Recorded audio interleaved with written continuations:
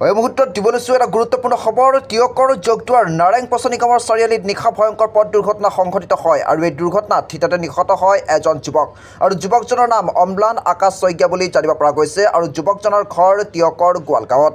দুৰ্ঘটনাটোত গুৰুতৰভাৱে আঘাতপ্ৰাপ্ত জগদুৱাৰ গায়ন গাঁৱৰ বিশ্বজিৎ বৰা নামৰ 24 বছৰীয়া বয়সৰ এজন যুৱক। একে দিশৰ পৰাই যোৱা তীব্ৰবেগী দুখন মটৰচাইকেলৰ মাজত জুটপুট খাই এজোপা গছত খুন্দা মৰাৰ ফলতেই সংঘটিত হয় এই ভয়ংকৰ পথ দুৰ্ঘটনাটি।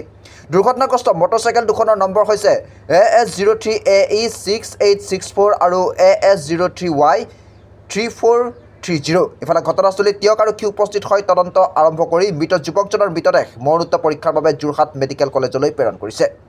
আনহাতে থিতাতে নিহত হোৱা যুৱকজনৰ নাম অম্লান আকাশ শইকীয়া বুলি জানিব পৰা গৈছে আৰু তিয়কৰ গোৱালগাঁৱত ঘৰ এই 33 বছৰীয়া যুৱকজনৰ।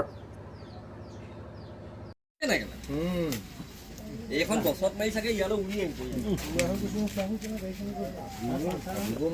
ডাঙৰ এক্সিডেণ্ট ৰিমলৈকে ছিগি গৈছে